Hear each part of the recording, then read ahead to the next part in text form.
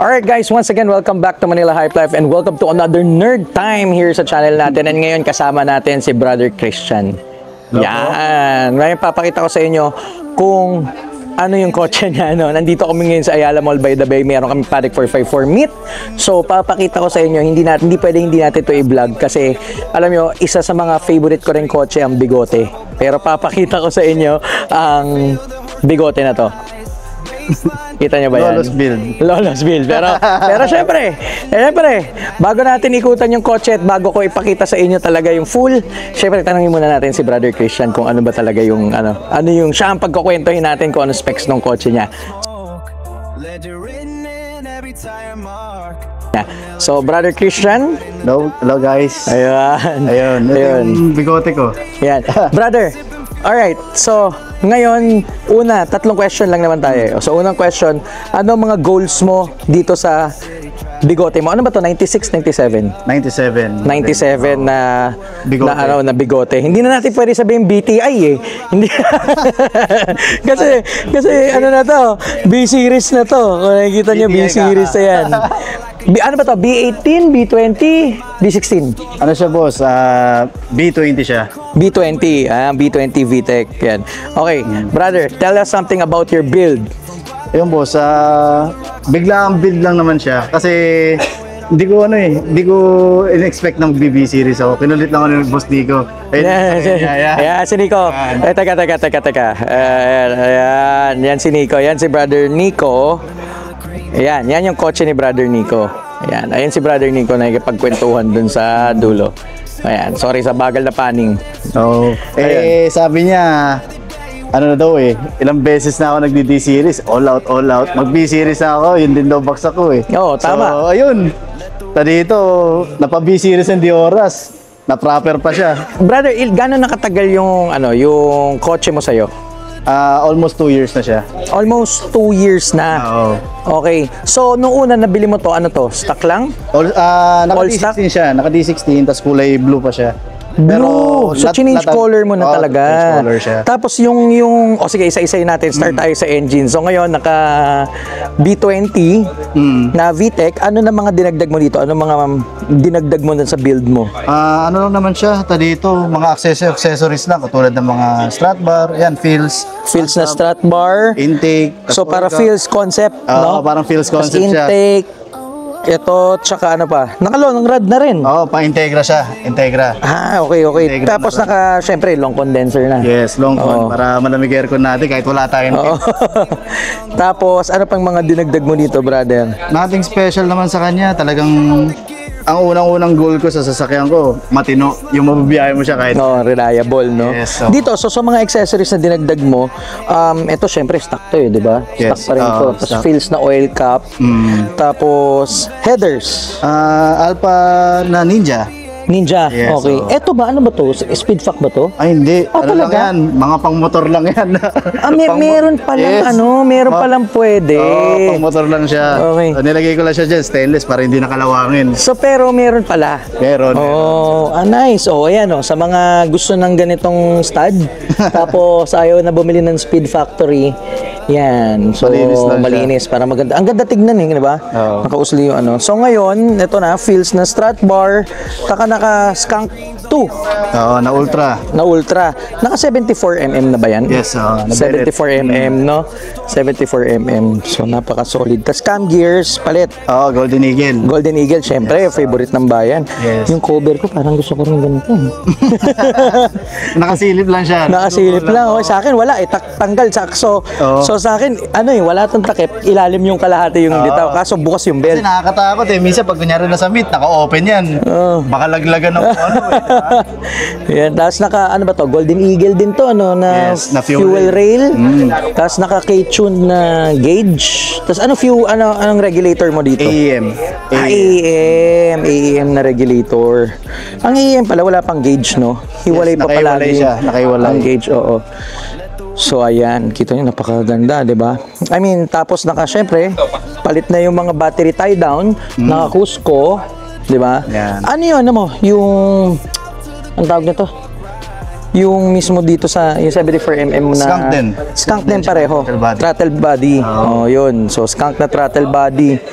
na may mental block na ako, init dito sa... Oo, init yan. Alright, so ayun lang yung ginawa mo dito sa ano. Oo, tapos minintain ko lang siya. Nalagyan ko siya ng mga insulator para mga malinis. Sobrang linis, diba? Kita nyo naman, diba? Kaya hindi natin pwede palagpasin na hindi to i-vlog eh. At ako linis na linis ako dito. Madumi So, na siya. brother, sa exterior naman, ano ang mga nagawa mo na sa exterior mo? Nagpalit lang naman ako ng mga cheek light. Yan, clear, all clear. Cheek light? Cheek light. Tapos yung Rims. Ko. Yan, RB Champ, race. Race. Race RB Champ. Pogi, oh. Long stud din. Yes, long stud. Tapos naka-process na gulong. 100 to, 4x100 to. No? Yes, 4x100. Kita nyo, ikutan natin. Ayan na, linis oh. Ito nyo naman gaano kalinis yung bigote na yan, oh. Oh. Madumi na po siya. Ha? Yan. Pogi. Kita nyo? Tapos yan, yung sa likod natin. Ito, plate ano. Naka-ano siya, Ano ba tawag dyan? Dito sa ganitong klase, yung color red. May specific ba yan na ano? Kasi sa akin, nasanay ako ng yung ganito is stock lang eh. Oo, ito kasi sa bigote ito meron eh. Ang brand ba nito? Ray Brig. Ray Brig. Pero Brig siya. alam ko Apply ko parang na siya. puro laging color red yan eh. Yes, no? yes. Color red. Then sa exhaust, naka full exhaust. Yes, Phils. Fills din, buo. Fills, Hanggang sa muffler. Yes, Okay. That's Phils na yun. So, mid-pipe, papunta sa ano mismo?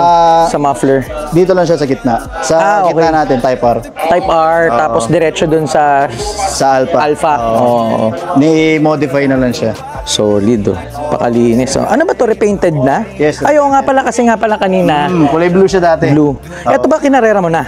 Kasi meron ka na motul, nakalagay 119. First time lang yung last motor race war. So, kamusta? Kamusta experience? Nakakaba. Nakakaba. Nakakataranta sa ilaw. Hindi sabihin kahit malakas yung makina oras ka na maganda. Hindi, okay lang yan. At least experience lang muna, di ba? Then from there, you learn from your mistakes or you learn from Yes. things na gusto mong i-improve, then you improve it.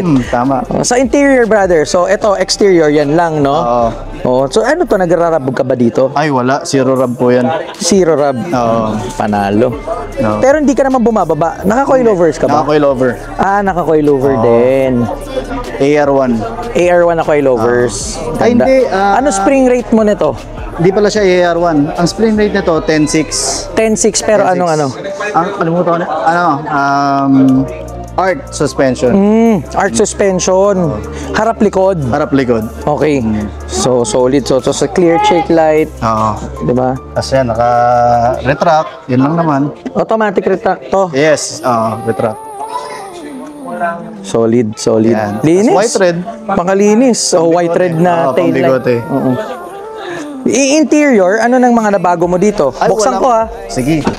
Ay, madumi. Okay lang. Ay! Siyempre, nakalabas ang box. Ay, hindi.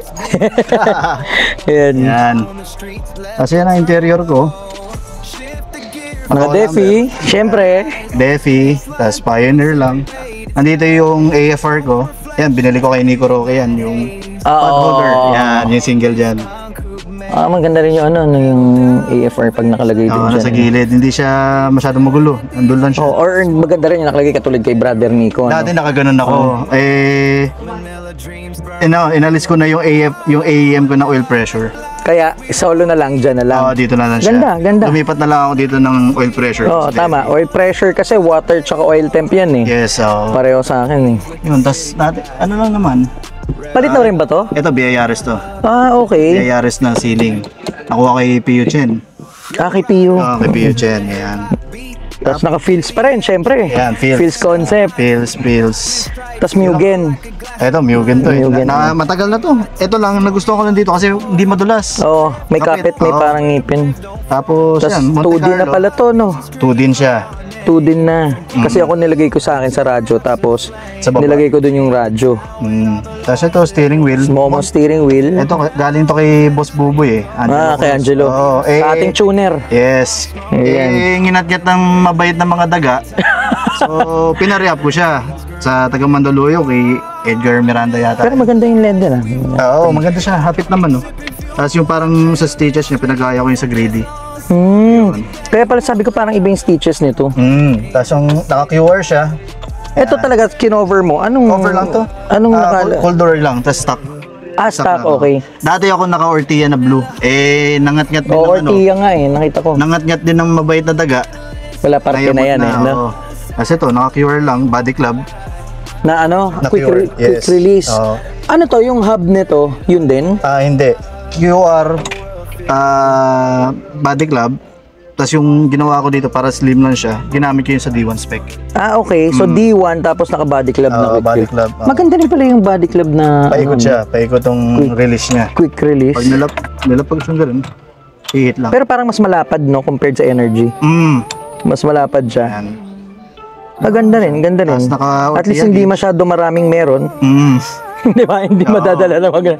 Tapos Ortia na gauge. Na Sobrang solid. 220. Na 220 yung limit niya. Normally, 180 lang eh. Oo, tama. Yan, 220 naman. So ngayon, ano pang plan mo dito sa loob? So, ang plano ko dito, makabili ng upuan. Upuan. Siguro, mag-SR3 ako. Hindi. Racing seats. Yes, the black. Okay. Ayun, kay RJ, bebenta na. Ipaparaffle na yung upuan ni RJ pagkitas ng show. Abangan mo na. Ay, Yung, ano ba daw? Yung SR3. Yan. Brother, ngayon, ano ang mga challenges na inabot mo dito sa pagbibuild mo nito? syempre, unang-una, pera. Mabigat. Mabigat na gastos. Gastos. Lalo na pag hindi mo expected yung masisira sa auto mo. Oo, tama. Yun. Tapos paghanap din ng pyesa, mahirap na rin maghanap. Mahirap na maghanap. Siyempre, kasi yung mga Japan parts ngayon, habang tumatagal, nagmamahal. Tsaka ang hirap na rin makakuha na rin ng mga fresh sa Japan Itong mga ibang accessories ko, talagang pachi-pachi lang siya. Kay Donico, yan. Hindi, gano'n naman talaga Kay Donico. Pero it takes time. It takes time talaga. It takes time. Ano Okay, pa mga challenges na inabot mo dito, brother? Except dun sa, syempre, financial. Sa gastos. Mabait yung sasakyan pag inaalagaan Totoo naman. Mabait Totoo. Dito, Agree ako dyan. Pag inaano mo siya, hindi, nagiging mabait yung auto, hindi ka bibigay sa Bibigyan alangan. exactly. Alangan, masisiraan ka. Exactly. Kasi sa parking mo pa lang, doon pa lang masisira. Sira na. Okay, mabait na yun. Kasi syempre, hindi ka dinalagay sa alanganin na Yun, nasa gitna ng ano. exactly. Pero ngayon, yung mga challenges na inabot mo dito sa build, sa pagka-build mo, kasi bagong buo tong bagong buo tong makina mo Wala pa naman mga challenges. Yung pag may-ari ka, nung unang makina, anong mga difficulties na inabot mo? Pagkatok, sumasabog. Kumatok na. Oo, kumatok. Bakit? Ano nangyari doon sa pagkatok? Siguro sa wear and tear, matatanda na rin ng mga sasakyan Talaga? Yung makina Oo, syempre. Hindi, I mean, ano pang dahil lang doon, dahil lang matanda, kaya pumutok siya? Siguro sa poor maintenance din. Oo, mga ganun. Sa'yo yun. Ikaw na yun. Owner, first owner. Kasi pwede rin na, syempre, di niya alam yung history ng makina kahit i-maintain niya. Yung mga nakaraan din. Tama. Syempre. Swerte na lang kung mapunta ka sa isang mahalagang tao. Maintained na talaga, no? Oo. Kasi pero yung pinagkuhanan ko nito, tropa din Pero maintain yun, mechanic din yun. Mechanic yun. Kaya meron talaga. Basta bumili ka ng second hand, meron talaga. Di mo maiisip na, sureball na, 100% tama. walang problema to. Pero hindi. Yung mga happiness, anong mga happiness ang inabot mo? Syempre ngayon, na-build mo na siya, napalitan mo na yung engine, nalagyan mo na anong mga happiness na abot mo dito ngayon? Ngayon, syempre, patahalos parang Latag na siya. ano na siya, medyo latag na, di ba? Hindi natin medyo masabi naman. finish kasi nga walang finish. So, latag na siya. At the same time, palit na yung makina, naka-B series ka na. Ako, para sa akin, siguro yung mga na-appreciate ng tao, naka-B-series ka na, yung finish naman. Alaga. Alaga. Doon ko na lang siya mini-maintain. Solid talaga di ba? Solid. Napakasarap din talaga pag naka-B series Sa mga pinakasulit na build na pwede mong gawin sa isang Honda no? I mean, pangarap or dream ng lahat ng tao talaga ang B series Tapos kapatid, ano pang mga experiences mo sa happiness after mo na nabuo to? Siyempre, na-truck mo na. Mayabang na sa truck. Sabi ko, nakasurvive na ako. Nakasurvive ka na. Ayan, sabi ko, matibay siya. Okay, maasahan. Yun lang naman. So next time, kailan na next na truck nito? Siguro December, sasali ulit ako. December. Race 1 ulit. Ayun, sama na natin yung kotse ni RJ, Kap. Paghahandaan. Paghahandaan. Etong December, no? December. December. Anong December ba yun? Not sure kung ano pa date eh. Pero siguro mga mid-December yun. Mid-December. Oo. So, ngayon, ano pang plano mong idagdag? Siguro, pinag-iipon ako transmission. Palit ng transmission. Yes, so, Tsaka ano ba? LSD, Kasi syempre preparation mo for December. Yes, Ano pang tingin mong dapat idagdag dyan? Para sa akin, yun lang muna. Okay na muna ako sa makina eh. Okay na muna Okay yan. na Kasi ang hirap upgrade tapos hindi mo naman kaya ilabas. Siguro maganda lang talaga, I mean, mas maging reliable. Laro mo, Yes, win or lose, okay lang. Tama, Basta oo. experience, enjoy mo, yes, di ba? oo. Tsaka daily car mo ba to? Yes, daily. Oo, di ba? Daily. Daily driven. Pinangano Napakapogi, ngayon, oh. pinang-service Feels. Alam mo, napakaganda ng feels kasi hindi sobrang dami ang mga may feels eh. Alam mo Sabi yun? nga daw nila. Yan, sobrang solid. Unti-unti ko lang siya. Di ba? Ilan, gano'n nakatagal naka B-series? Actually, halos magto 2 months pa lang. Pero nung tumakbo ka, B-series na siya. Yes, busy. So wala naman naging problem na Wala. nasira along Wala the naman. racetrack, wala. Wala naman. Kasi gumagawa ka rin eh, di ba? Gumagawa ka rin naman eh. Sa So, time ng pagbuo niya, paandar ko lang siya sa garahe. Tapos kinagabihan, biyahe ako La Union, balikan. walang problema. Walang problema. Magkano? Tinipid ka ba sa gasolina? Okay naman. Malakas. Malakas. Malakas. Kasi siguro kung i-compare mo sa ano. Pero ganda nito. Ano ba to? Bulbous yan. Quick release siya. Ganda rin ha. Parang ngayon ko lang nakita to. So, pag sinagad mo siya, Aftermarket to. yes, pag sinagad mo siya doon, aangat mo lang, tanggal na yung hood. Oo, okay. Sasagad mo lang. Sasagad mo siyang tayo, and then Hindi hirap pataas. delikado pala to kung biglang humangin. Hindi, may safety lock siya.